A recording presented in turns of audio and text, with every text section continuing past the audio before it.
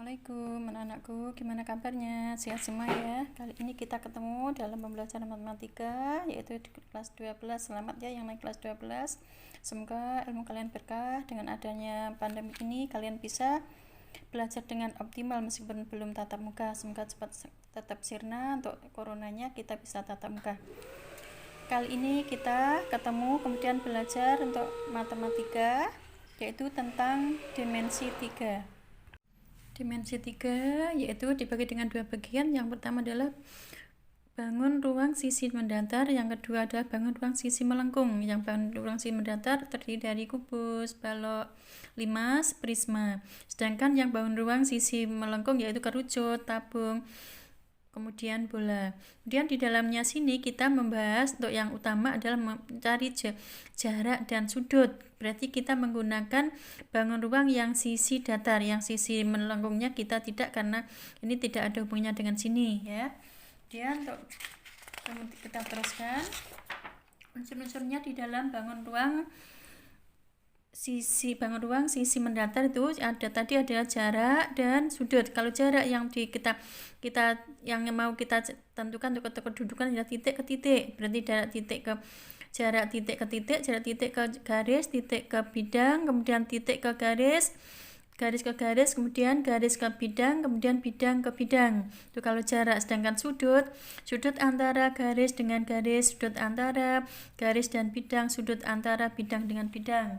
Ya, yang kita pelajari itu sebelumnya kita ke jarak dan sudut, kita terlebih dahulu kita harus mengetahui dulu tempat kedudukan titik, kedudukan di situ. Berarti untuk lebih pahamnya, kalau nanti kalian paham tentang kedudukan titik-titiknya itu, maka kalian bisa untuk memudahkan cara mencari jarak dan sudutnya. Terlebih dahulu kita ke tempat kedudukannya dulu. Tempat kedudukan di sini, kedudukan yang pertama adalah kedudukan titik terhadap garis. Ada dua unsur kedudukan titik terhadap garis. Itu yang pertama, titik terletak pada garis. Titik terletak pada garis, misalkan di sini ada titik A. Dan di dalamnya titik A itu kita buat garis yang namanya garis K. Maka di sini disebutkan berarti garis K melalui dengan titik A, atau titik A terletak pada garis K, atau K melalui titik A. Kemudian yang kedua, unsur yang kedua adalah titik terletak di luar garis. Berarti titik misalkan titik B, saya buat satu titik B di luar garisnya adalah garis L, maka ini yang dinamakan adalah titik di luar garis. Tentunya dulu kalian di SMP sudah ya. Untuk contohnya lebih jelasnya di sini perhatikan. Ada contoh, misalnya kan kita ngambil ada satu bangun ruang yaitu kubus. Kubus di sini misalnya titik A terletak titik-titik pada terletak garis AB. Misalnya kubusnya titiknya A, kemudian garisnya AB. Apakah A ini terletak pada garis AB? Berarti kan terletak, berarti maksudnya pada garis AB. Berarti A terletak pada garis AB. Kemudian yang kedua adalah misalkan titik F. Titik F ini ya, titik F di sini terletak titik-titik pada garis BC. F terletak pada BC. Ini apa? Berarti kan di luar. Nih BC-nya sini, garisnya BC, sedangkan titik F-nya adalah di atas. Maka namanya adalah di luar garis BC. Dan lagi misalkan titik G. Sekarang titik G terletak titik-titik garis BD. Apakah ini terletak, maksudnya terletak atau enggak, maksud pada atau di luar? Berarti ya titik G terletak titik-titik garis BD. Berarti apa benar? BD. Kemudian garisnya titiknya titik D, berarti kan di luar. Maka G-nya ini di luar garis BD. Kalau kita hubungkan dari garis saja. Kemudian lagi, sekarang titik H. Titik H terletak pada garis FH. Apakah benar H terletak pada garis FH? Ya, kalau kita hubungkan kerjakan satu berarti terletak pada, yang dimaksud dengan titik pada garis ya. Kemudian ini contoh daripada kubus. Kemudian ada lagi contoh yang dari limas. Perhatikan titik B terletak pada garis BT. Apa benar? Titik B terletak pada garis BT. Ya, ini ternyata ini adalah benar, pada garis. Ya, kemudian titik D. Titik D apakah terletak pada garis TC? Kan tidak mungkin, berarti kan tidak, berarti di luar. D di luar garis TC atau garis garis TC di sini tidak melalui titik D. Ya, kemudian lagi TT terletak di luar garis BD. Apa benar garis titik T ini terletak di luar garis BD? Ya, ternyata benar. Berarti kalau kita tulis seperti ini, sedangkan titik T ini adalah di atas, maka titik T di sini letaknya di luar garis BD atau garis BD tidak melalui titik T. Itu ya yang tempat kedudukan yang pertama. Dan tempat kedudukan yang kedua yaitu kedudukan titik terhadap bidang. Sekarang kedudukan titik terhadap bidang. Ada dua unsur juga saja. Titik terletak pada bidang, kemudian titik terletak di luar bidang. Seperti tadi sama ya. Hampir sama, tadi adalah garis, sekarang adalah bidang. Misalkan langsung aja ya kan, titik A terletak pada bidang ABC. Apakah benar titik A-nya sini pada bidang ABC? Berarti yang bawah ini kan bidangnya, berarti oh itu benar. Berarti titik A-nya terletak pada bidang ABC. Kemudian lagi titik F.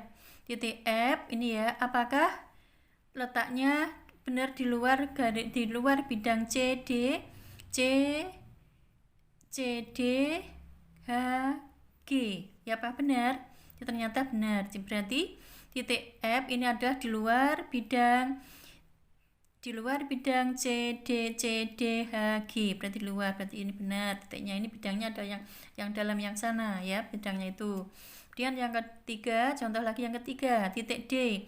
Titik D terletak pada bidang BDHE. Apakah benar D di bidang BDHE? BDHE, kalau kita garis ini ya, kita buat bidangnya adalah bidang diagonal ruang yang membentuk bidang ya di dalamnya situ ya, di dalamnya ini berarti benar. Kemudian sekarang yang H, titik H, yang terakhir, titik H terletak di luar bidang ACGE. Apa benar? Titik H-nya mana? Titik H di sini bidangnya AC mana? AC dengan apa? AC dengan GE. Berarti di sini membentuk suatu bidang yang ada bidang di dalam. Ya, berarti benar kan ini ada di luar. Maka ini yang dimaksud dengan tempat kedudukan titik terhadap bidang. Yang ada dua unsurnya tadi. Yang pertama adalah titik terletak pada bidang, yang kedua adalah titik terletak di luar bidang. Ini tadi caranya seperti itu untuk menentukan tempat kedudukannya. Kemudian kita teruskan yang ketiga, kedudukan garis terhadap garis. Kedudukan garis terhadap garis di sini ada 3 aja unsurnya. Garis sejajar yang bagaimana saja? Sejajar itu adalah garis yang bagaimana? Itu adalah dua garis yang sejajar yang tidak akan bertemu pada satu titik. Itu adalah garis sejajar. Jadi kalian di SMP dulu sudah ya, garis sejajar. Kemudian ya, contohnya apa? Misalkan dalam kehidupan sehari-hari contohnya apa aja? Misalkan rel kereta api itu kan sama kan dua-duanya, berarti terus kedua-duanya dia akan sejajar terus, nggak akan bertemu di satu titik. Itu ya sejajar. Kemudian yang berpotongan, berarti ada salah satu titik yang garis yang berpotongan di sini. Kemudian bersilangan. Kalau bersilangan bagaimana? Bersilangan itu tidak sejajar ya, tidak berpotongan, berarti saling bersilangan. Ya, contohnya tentukan kedudukan garis. Misalnya seperti ini, coba perhatikan. Garis AB dan garis BC. Berarti AB ini saya teruskan dengan BC-nya. Apakah sini berpotongan? Oh iya, ternyata berpotongan. Itu namanya adalah berpotongan. Kemudian lagi, contoh lagi, AD dengan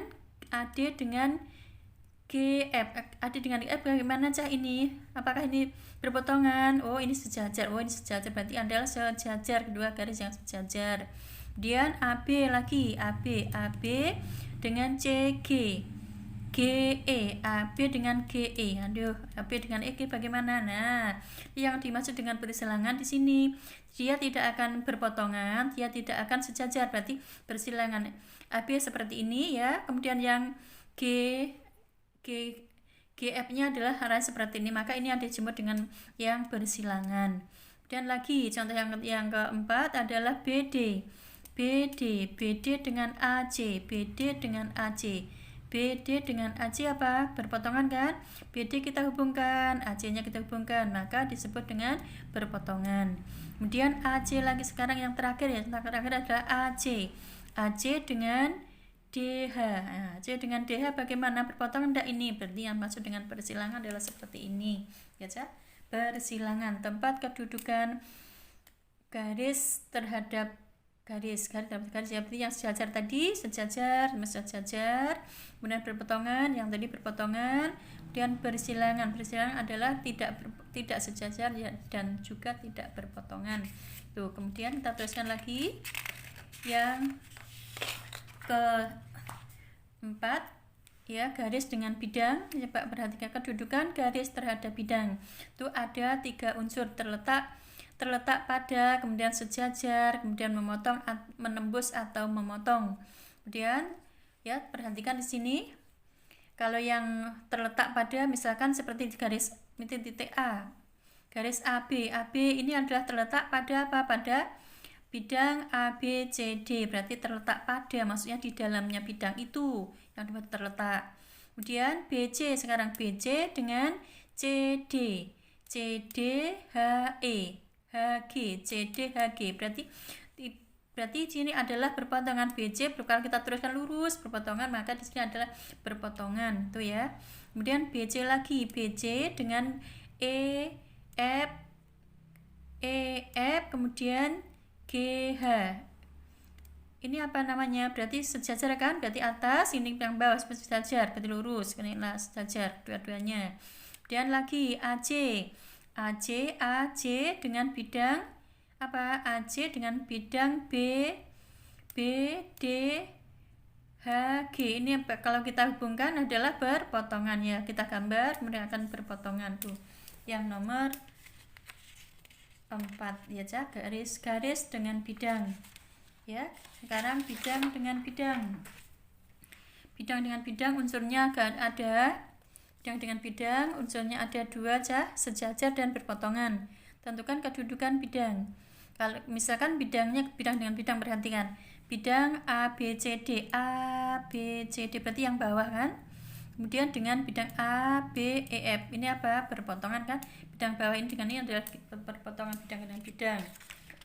Contohnya lagi, kedudukan bidang terhadap bidang yang misalkan bidangnya adalah ABC. ABC sini dengan yang atas ABC, ABCD, kemudian dengan ABDEF. Nah, ini berpotongan Cah, ini tadi berpotongan sudah kan? Sekarang yang sejajar ABCD dengan bidang EFGH. Berarti atas bawah ya, bawah dan atasnya berada sejajar.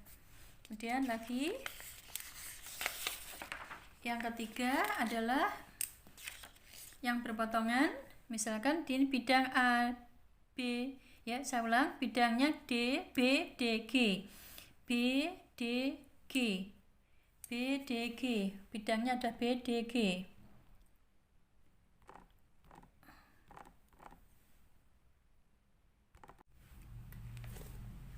Bidang ya, kedudukan bidang terhadap bidang yang terakhir adalah misalkan bidang BDG. BDG di sini dengan bidang ABCD. ABCD berarti dia adalah berpotongan ya kan, di sini berpotongan. Coba isinya kan berpotongannya itu. Ini yang dimaksud dengan tempat kedudukan tadi, dari kedudukan pertama sampai dengan yang terakhir ya. Dari kesimpulannya, coba Cah nanti kalau ada tugas tolong dikerjakan ya, tempat yang kita pelajari baru tempat kedudukan dulu. Nanti untuk selama pertemuan selanjutnya kita jarak sama sudut, mencari jarak dan sudut dari materi berikutnya. Saya kira sampai sekian dulu. Selamat belajar dan selamat mengerjakan. Coba dipahami dulu, nanti baru bisa dikerjakan ya. Saya akhiri sampai sekian dulu. Semangat tetap belajar. Assalamualaikum warahmatullahi wabarakatuh.